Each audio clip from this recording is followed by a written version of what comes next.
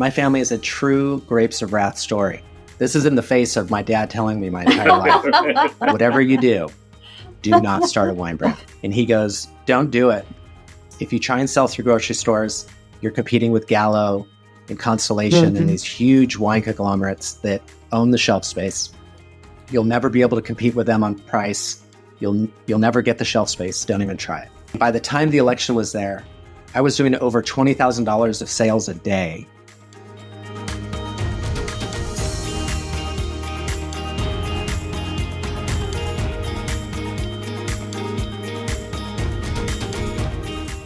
Hello, and welcome to the Liberty Spenders podcast. We are Kurt and Kristen Lunhart, your hosts and co-founders of the Prosper Group, an agency that's raised over $500 million and helped elect over 100 members of Congress, 14 governors, 15 U.S. senators, and 1 president. And now we're helping your business get elected by answering the question, what if you could exponentially grow your business by tapping into a unique and engaged audience that we call Liberty Spenders? Liberty Spenders are politically conservative or faith-based consumers, and they're looking to buy from businesses and brands that align with their values. Our guest today is Paul Johnson, owner of the Republican Red Winery. Paul is a second-generation vintner with a passion for fine wine and preserving the freedoms guaranteed by our Constitution. He established Republican Red leading into the 2020 election to give the silent majority a bold and graceful way to signal their values and invite lively discussion. The company's mission is to bring Republicans together, one glass and one conversation at a time. Paul, we're happy to have you on. Thank you so much. Very nice introduction. I appreciate that. Yeah, I know you come from a family history of wine. When we talked first, you mentioned that you guys used to own vineyards. How did everything evolve today into Republican Red? Oh man, how much time do we have? This story actually goes back to Pauls Valley, Oklahoma, and my family is a true grapes of wrath story. My grandfather was there was 16 births, 11 of which survived, and he was the oldest responsible male in his family. And he had an older brother that kind of, wasn't really into taking care of everyone. But anyway, his father, this was during the Depression and kind of the Dust Bowl, Oklahoma. And anyway, his father had kind of taken off after 16 births, believe that. And then his mother passed away. So it's a true grapes of wrath story, moving from, right after the Depression. Moving from Oklahoma to the Salinas Valley is quite literally the grapes of wrath, John Steinbeck's story. And that's how my family moved to the Salinas Valley, which is in Monterey County. So if you're familiar with Carmel, Monterey, that's where we are. It's a beautiful place. And so he came here and got a job as a ranch foreman and worked his tail off and was able to send my dad to Fresno State, at which point he learned and studied viticulture and learned how to grow wine grapes. And this was in the early 70s. The industry hadn't really taken off in California yet. And he convinced the landowner that my grandfather was the foreman for to partner on what was considered kind of poor farmland up on the hillside to plant a vineyard. And this was the area which is now known as the Santa Lucia Highlands, which is a world recognized growing region for Pinot Noir and Chardonnay. And so my dad planted the very first vineyard up on that bench, which is called the Santa Lucia Highlands. And so I grew up in the industry. I grew up moving pipe on the vineyard, and, we had cattle on the vineyard, and, I've grown up in it. And so after years of farming our vineyards, we ended up actually leasing out our land to like a big wine company. And my dad goes, whatever you do, and this is in the face of my dad telling me my entire life, whatever you do not start a wine brand. Because he did it. He started a brand called Lockwood that was a nationally distributed wine brand. And he goes, don't do it, because if you try and sell through grocery stores, you're competing with Gallo and Constellation and these huge wine conglomerates that own the shelf space. You'll never be able to compete with them on price. You'll never get the shelf space. Don't even try it.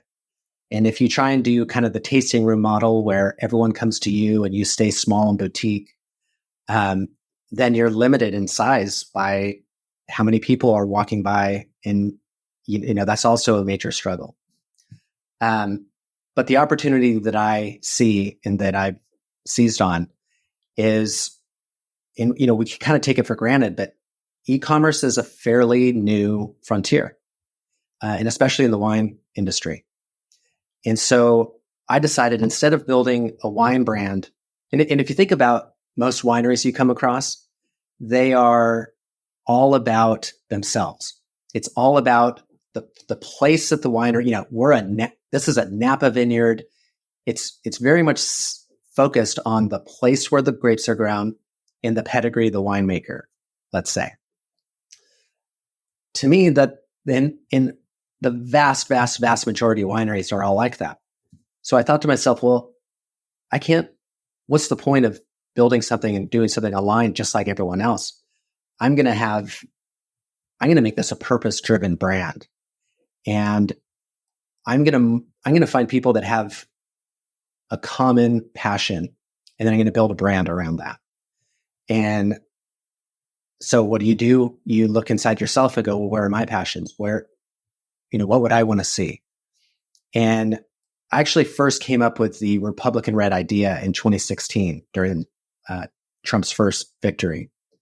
But I didn't have the bandwidth at the time to get it off and going. But fast forward 4 years, 2020, I had this perfect opportunity. We had leased out the vineyards. I had just started actually earning an MBA at Santa Clara University. And I thought, you know what, this is the time to do this. And I thought this was going to be a little side hustle while I was in school. I was just going to kind of get this little website going, send out a few orders, and, learn. And so I launched in the middle of August of 2020, which is about 10, 12 weeks before the election. And by the time the election was there, I was doing over $20,000 of sales a day, and packing and shipping, 200 to 250 boxes of wine out of my house every day. Wow. And it went, I don't know how I did it. Every day I would take my living room and push the furniture around and set up it was nuts. So the day of the election, I'm thinking, all right, well, this is taking off. This is great. The day of the election, Facebook, Twitter, Google, just shut off my ability to advertise. And that was that's how I, found customers, obviously. And so I went from doing unbelievable business to it just stopped. Yeah. And, in retrospect, there's a lot of different ways we could talk about that. But at the end of the day, it allowed me to focus on school and finish that. And now I'm back after reevaluating my business plan, taking what I learned through the experience, taking what I learned at school, and build this business. Well, it's fascinating, Paul. And we were going to get into this question because we know from your story that this happened to you. But Kurt, you may have had a reaction. No, we see this all the time right now with these platforms. Is either the algorithms or the San Francisco-based employees who don't agree with us shut these good sort of conservative brands down, or they shadow ban them, and it's impossible to get it fixed. There was a time when I could get a Facebook rep on the phone, and now it goes through some sort of, I'm sure, AI-generated process to work its way up, and it can really hurt brands like what you're talking about. And perhaps it ends up being a blessing in disguise, as you said, but it's sad to see a good, aspiring entrepreneur held back by, platform algorithms. Mm-hmm. Well, and you're often given no explanation. Were you given anything to go by to help you understand or to mitigate? Well, yeah, what they said is, and it's true. They turned off, if you were considered a political organization of any kind, they turned off your ability to advertise. And so I wasn't the only one, but you're right. These companies, they have their own agenda. There's no question about it. And they have so much power over what is said over speech, right? And they're deciding what free speech is and what it means. And it's flat out wrong. And people know it. I mean, the fact that they disabled President Trump's accounts, I mean, they completely silenced him. And we know that Zuckerberg put millions and millions of dollars into Georgia and, these kind of critical states for the last election. And if he's doing that, of course, his platform is going to be biased. Of course, they're going to set the rules up in such a way that, help the progressive liberal agenda and hurt the conservative agenda. I mean, of course it does. I was just going to say, it's such an interesting discussion because they have grown to be so powerful. And so it impacts so much.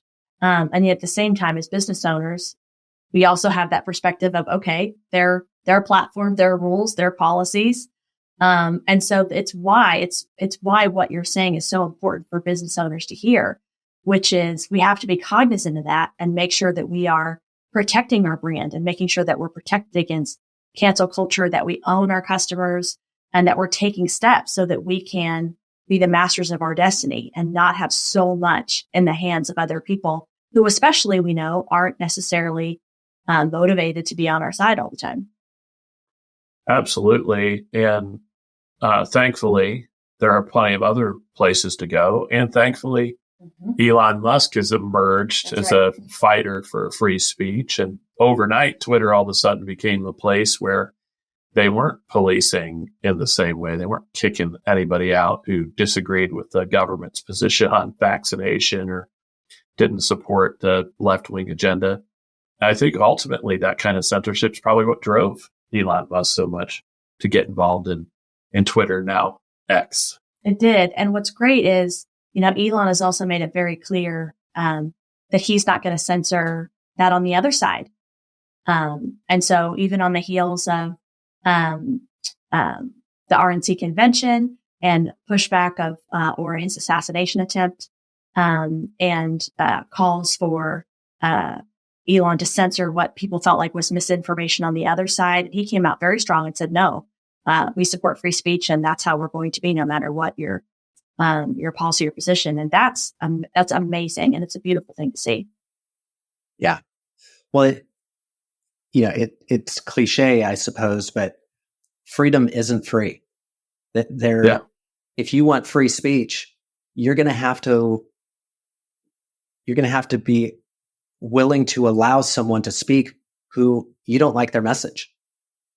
But if you really want free speech, you're going to have to allow it.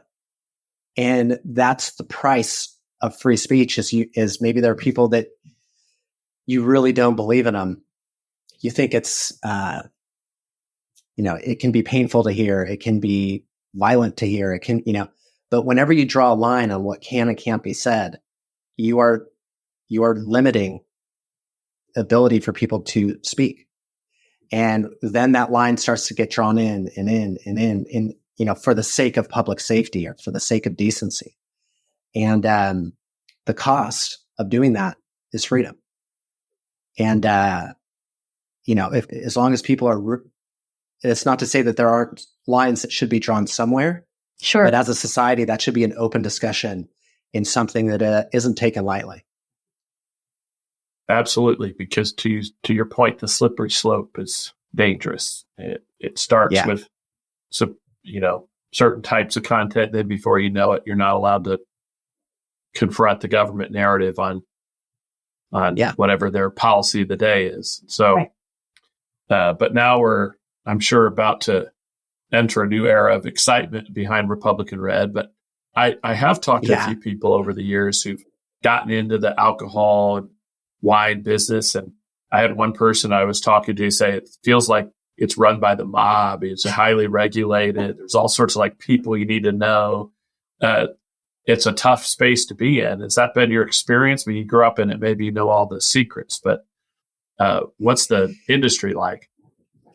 Yeah, the industry, again, when you get into the national distribution game, then like any other business, you know, the largest companies tend to control, you know, through cost and through influence, they really protect their positions. And it's kind of a natural, it would be a natural part of any business. I wouldn't say that it's some mob run thing or something like that. It's just, if you have, you know, a stake in an industry, you fight to protect it. And the way that the larger companies do it is by, you know, driving down their costs, which they can do because they have economies of scale and they have more products to move. So they control more of the distributor's attention, right? It's a bigger account. They can make more money easier. So it's just a natural consequence of the industry. With that said, ever since the 21st Amendment repealing prohibition, we've had what's called the 3-tier system of distribution. And what that means is between the producer of an alcoholic product and the retailer of a product, you must go through an intermediary. You must go through a distributor. So there's 3 tiers to the industry. And I think this is something that can be really looked at and updated because that system greatly or gives a great advantage to your larger companies because then they control that intermediary. If you were to strip out that requirement to go through a distributor, then all of a sudden your small wineries can have more of a direct access to and build relationships with the retailers and restaurants and, you know, all across. It would kind of level the playing field a little more. So there are some things in the industry that are kind of flawed from a structural, you know, point of view and the way the laws are set up. But no, I wouldn't say that there's, you know, some big bad mob out there running the alcohol industry. I don't agree with that. Well, it's always interesting to see because sometimes you get regulations that were established 100 years ago. It made sense at the time, but now they're kind of built into everything that's done, and it prevents new entrants into the market. And I remember even for ourselves, when we were a little baby marketing agency, we were trying to do websites for members of Congress through the U.S. House. And there was this approval process that was a nightmare. It took months to get approved to have the ability to make a website on ushouse.gov. And I hated it. It finally took a call from a member of Congress to get us approved to do it. But once we were behind that firewall, that same thing that prevented competition now became our ally because it made it hard for new competitors to come in. And soon after we got approved, they reformed the process and made it a lot easier. I thought, well, that's too bad. I know. There was a part of me that was like, I was equally happy. And then like, well, wait a minute. I just went through all this to get this done. And so it's interesting being on both sides of that situation. Absolutely. I also thought it was really cool what you're doing with the Shades of Red campaign. There's a documentary you mentioned on your website, but also just part of your marketing campaign. Talk about your vision for Shades of Red. Yeah. So the reason I started the brand in the first place was because I was really fed up with how Republicans and conservatives were being portrayed in the media. That was really my driving force behind starting this brand.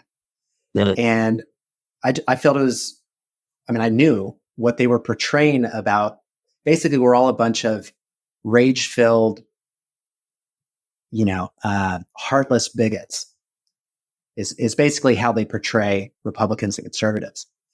And all the imagery they would, if you turn on the media, that's what you would see. And I thought to myself, man, with the way the country's going and the way that the left is being so successful with this campaign, what can I do? What can I do about this? And so I thought I can do something with this wine brand, because wine is it's a product that's, you have a glass of wine and over a meal, you have a glass of wine and you sit by the fireplace or sit outside on your patio and you talk. It's really a communal product, and it brings connection between people. And so I thought, if I put something on a label, so when you put that bottle of wine on the table, everyone's going to notice what it is and what it says. Everyone looks at the label. And if it signals a bit about who you are and what you believe in, you bet it's going to start a conversation around it. And what better way to bring people together and to kind of break down these stereotypes than to just have one-on-one conversations? And people have shied away from talking about politics. That's why it's the silent majority in a way, because we don't talk about that, because it's just going to lead to some sort of a tense conversation, or that's how friends become not friends. And so, especially, here I am in California. Right. And so I have lots of opportunity to unfriend people through sharing my beliefs, which is fine with me. But the idea behind the brand is to bring people together through conversation and to counter this left's narrative about who we are. So that's why the brand was started in the first place. As I kind of went to the drawing board after finishing school, after that first round, and I rebuilding the brand, I thought, what can I do with this wine and kind of create something that takes this message that I want to do and really take it out there. And so that's where I came up with, I'm going to start filming a documentary, and I'm going to start going and walking a day in the life of everyday Americans and really get into their genuine, authentic life to find out why they are and vote conservative, Republican. What is it that, because I know some people are in it because they want to limit the size and scope of government. Some people are really passionate about reducing, regulation and tax issues around their business. It's more of a dollars and cents things. Some people, it's the social aspect of why they vote one way or the other. And when you start talking to people, the stories come from different places. Sometimes their entire family have always been conservative. They grew up with it. It's part of who they are. Other people, they're the first one in their family to not vote that way, and yet they do it anyway. Some people spent their whole life voting Democrat, and now something happened, and now they're voting Republican. And so the more we can get into the authentic side of people and why they vote the way they do and why they hold the beliefs that they do, now you're completely breaking down this ridiculous stereotype from the left. And you're bringing humanity, like a human aspect, back into politics, which is where it should be. And so that was the reason behind it. And it kind of started with this, I'm going to go across the country and go into different communities and show how it's different in different places. Being a conservative on the California coast is different than being a conservative in the South than it is in the Northeast. It's the culture is different. And so the conservatism can be different, and that's fine. And it's just a matter of kind of seeing that we're not all just one, we are many shades of red. That's where the name came from. And so we're still looking to go. I've recorded, and what you see on the website is our trailer from just here in my backyard, what we recorded here in Monterey. And as this wine takes off and we gain more funding, I fully plan on going across the country.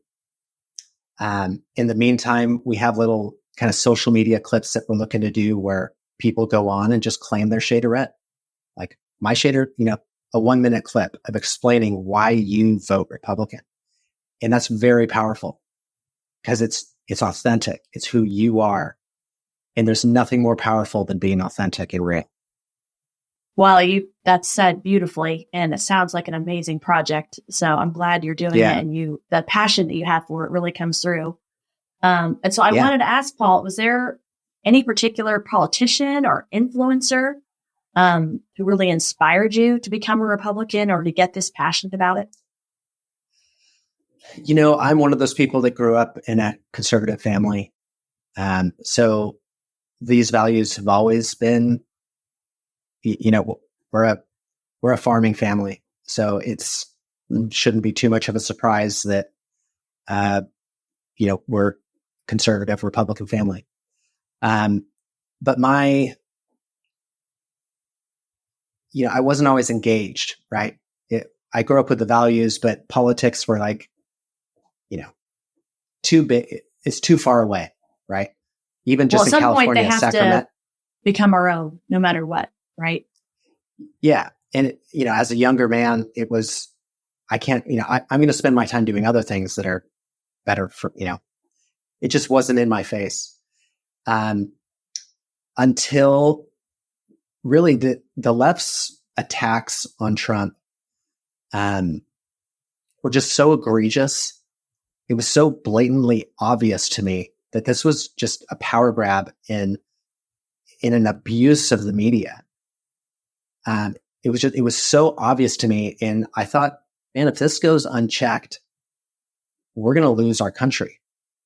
It really hit home for me. Kind of watching the attacks on Trump. And that's why I started the winery. But it really, my passion for politics really came out of that time.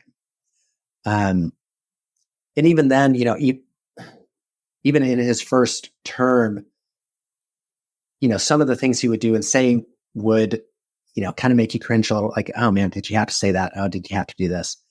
But man, as I've seen this go on, my support for that man as our president is solid, is bulletproof.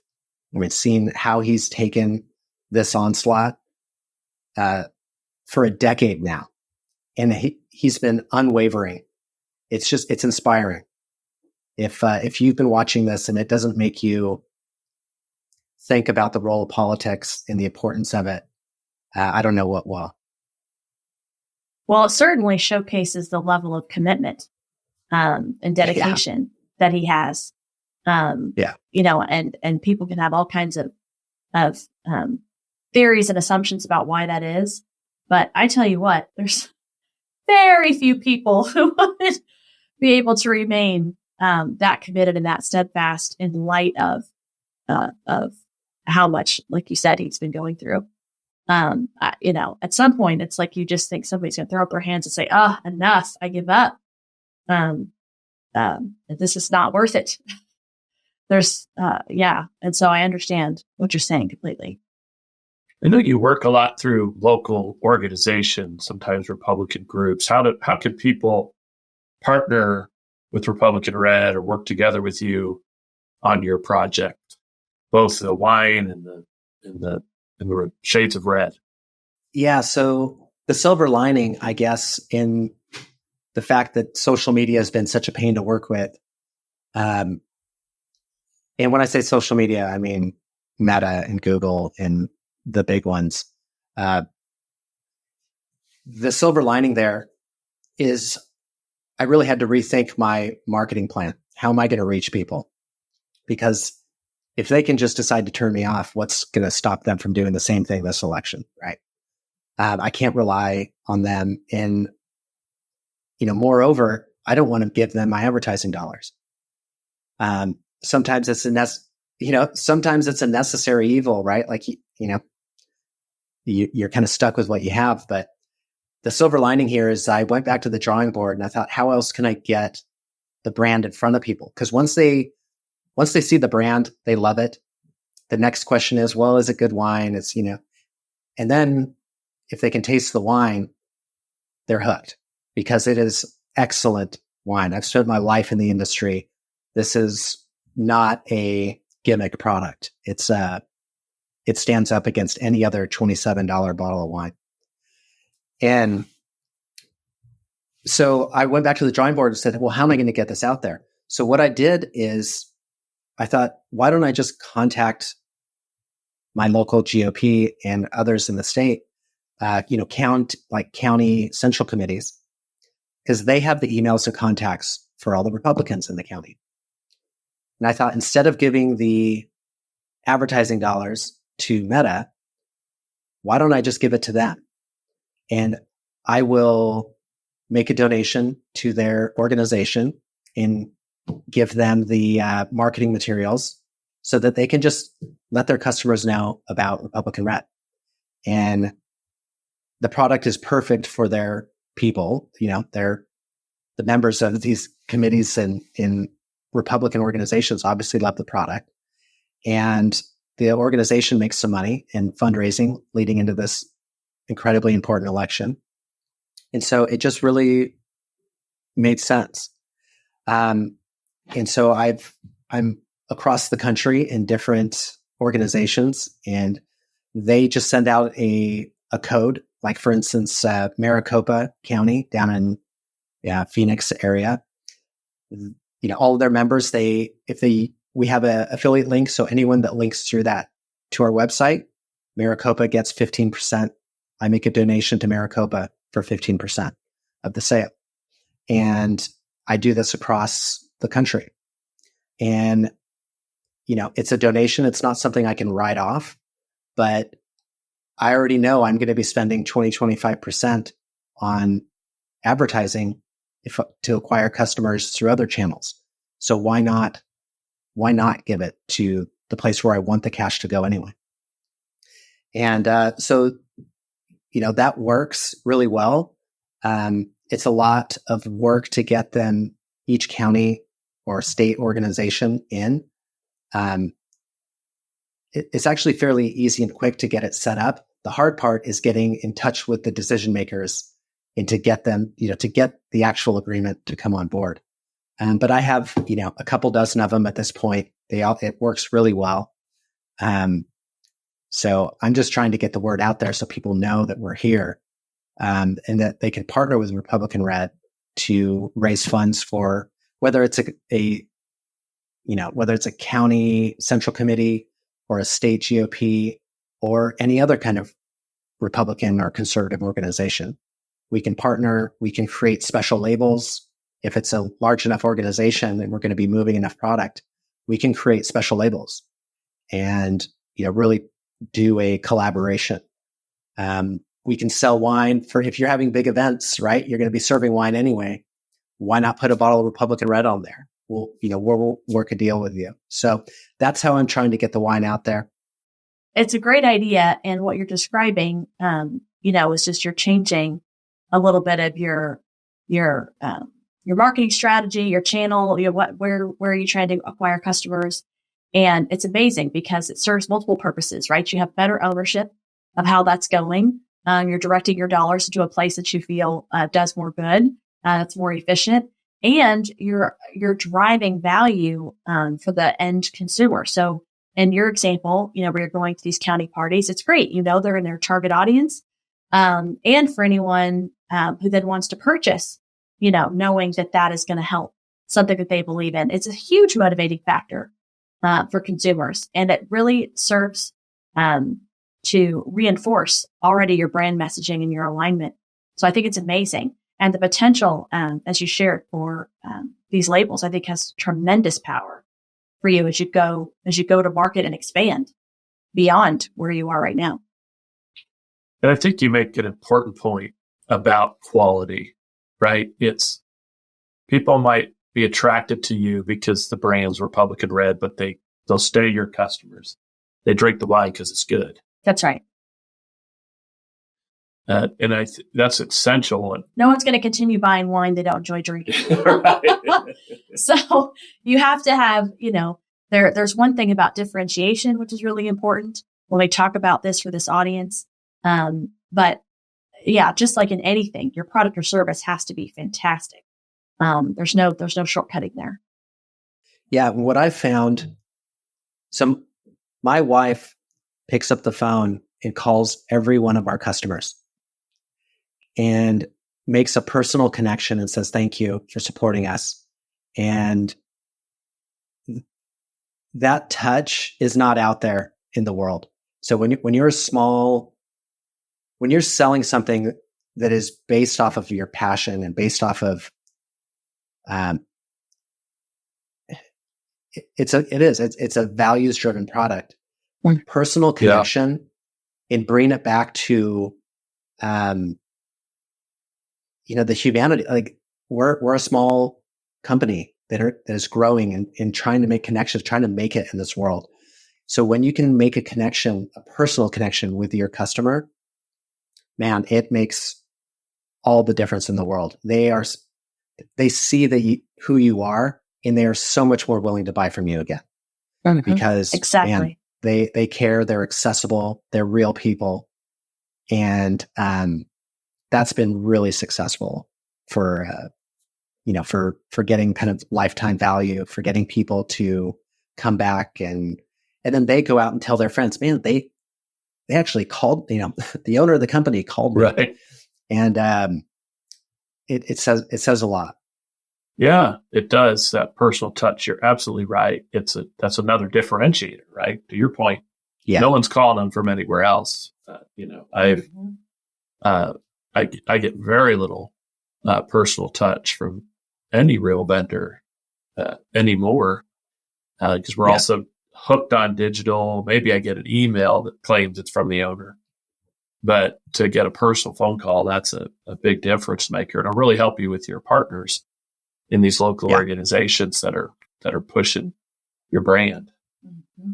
Well, I know this is probably in and of itself a 45-minute answer, but for somebody who might not be a wine expert, tell me what's unique about Republican Red that make it taste so good. What's the cool factor? Yes, give us a snippet on that. Yeah, of the quality of the wine. Yeah. I mean, the brand speaks for itself, right? And we've covered that. So like I said, my dad planted the very first vineyards in the San Lucia Highlands.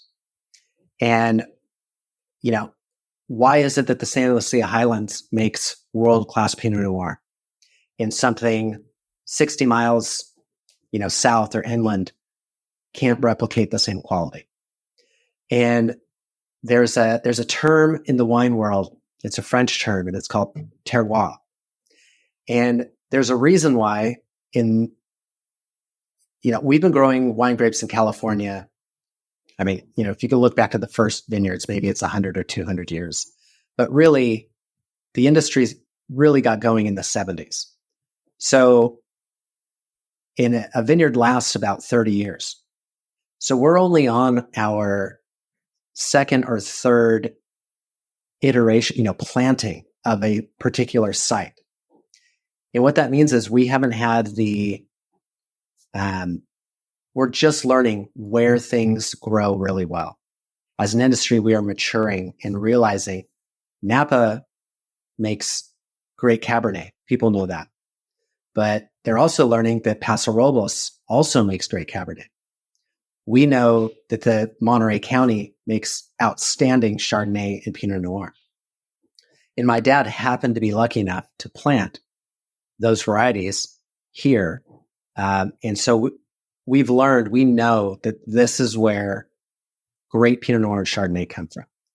And so, growing up in the industry, I know these things. I know where the best quality is.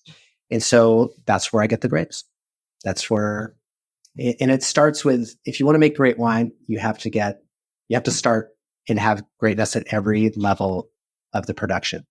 You can make horrible wine out of great grapes, but you can't make great wine out of horrible grapes. Won't happen. So we start with, Chardonnay and Pinot Noir from the San Lucia Highlands, which is here in Monterey County. And further south in Paso, which is only about 60 miles south of here, but it's much warmer and it's a much better climate for Cabernet.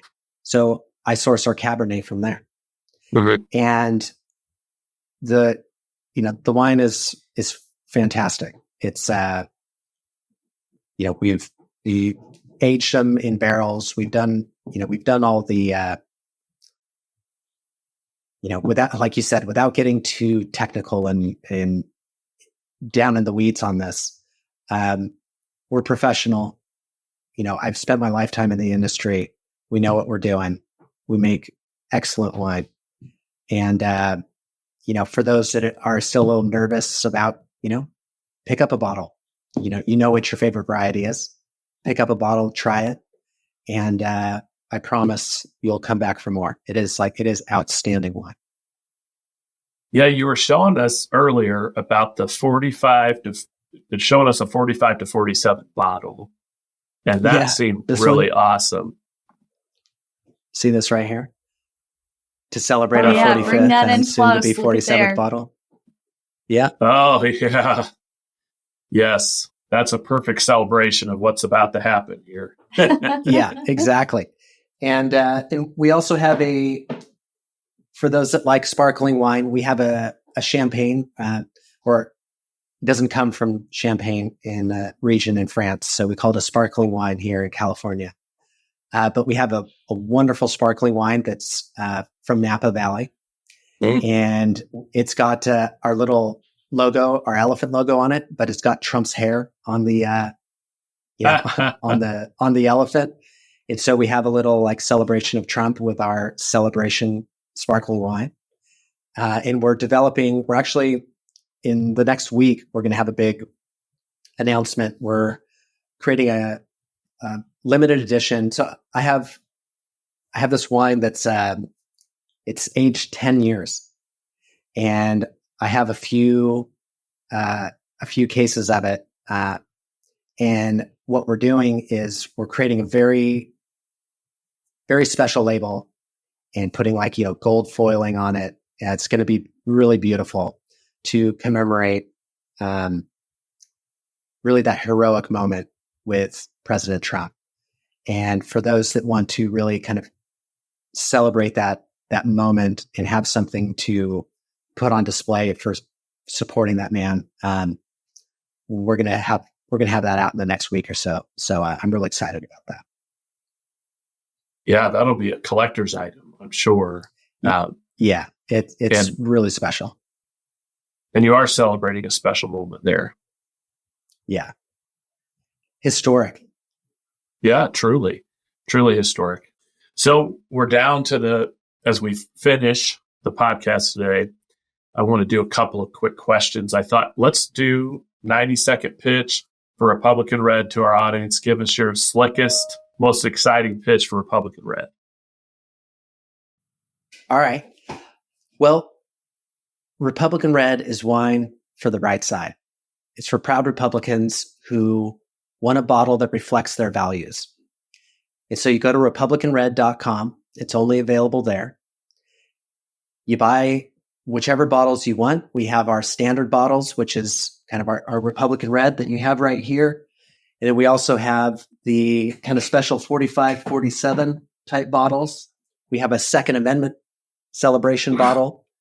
And you can select the wines that you want. We ship it right to your doorstep. So it's a real simple process. You go to republicanred.com, buy the wines. We ship it right to your doorstep. It comes, you have people over, you put it on the table, and people stop in their tracks when they see this bottle of wine. It'll start conversations. It'll get things going for sure. And I like to say the only thing better than the brand is the wine inside of it. I'm a second generation vintner, and the quality of the product is absolutely outstanding. You're supporting, kind of conservative brand. It's a family business. My wife and I run it. And, that's my pitch. I'm not a polished pitch man for sure, but that's what I'm doing. That's great. And I thought also, we asked this to a lot of our guests, 90 seconds, 2 minutes, whatever you want to do on just some topic, off topic, not Republican red, not Republican politics, but just something that maybe floating your boat these days. Something floating my boat these days? Yeah, maybe a hobby that you're into, a good book you read, maybe some insight you've had, something interesting. My 16-month-old just he's got the little drunk man walks. He just started walking and he has his hands up in the air and he walks like this and he just goes, "Daddy, daddy, daddy." He's just such a special little boy and he just fills my heart with love. It's unbelievable. So anything outside of work and all this that I'm doing is just centered around spending time with, I'm a family man, and it's my wife and children. It's my parents. It's my in-laws. That's life for me. That's why we do this all. And, so that's what really floats my boat, and outside of that, getting out for a round of golf or, it's been years since I've been able to hit the slopes skiing, but those are things that I really love doing. That's it's a great way to think about life, particularly as we end this discussion. There's business, there's making money, there's supporting and trying to change the world with supporting impactful organizations like you're doing. But then there's the stuff that really matters, our family. And that's a great reminder as we come to a close. So Paul, it's been great having you on. Been Thank wonderful. You. Appreciate it. And we really appreciate you taking the time for sure. And I'm excited to try out the wine. Good. Very good. Thank you so much. This has been my first podcast. I love talking about what I do. I'm passionate about it, as you can see. So I really appreciate you having me on your show and talking about Republican Red Winery. Thank you. Well, thanks for joining. And I think there's a lot that people can take away and some ideas about how they can further their business, how they can think about marketing differently, think about establishing, again, affiliate relationships, all those things you share, I think can help a lot of people. So thanks for being so open about that and what you've learned on your business journey so others can benefit from your experience. And so those tuning in, we appreciate you as well. We invite you to join the Liberty Partnership community at libertyspenders.com. There you can learn more about how we can help you engage with this audience. And you can also engage with a special AI version of Kurt and Kristen through our Liberty Access Multiplier AI tool. So I appreciate that. Check out libertyspenders.com for more. And as always, we'll see you next time.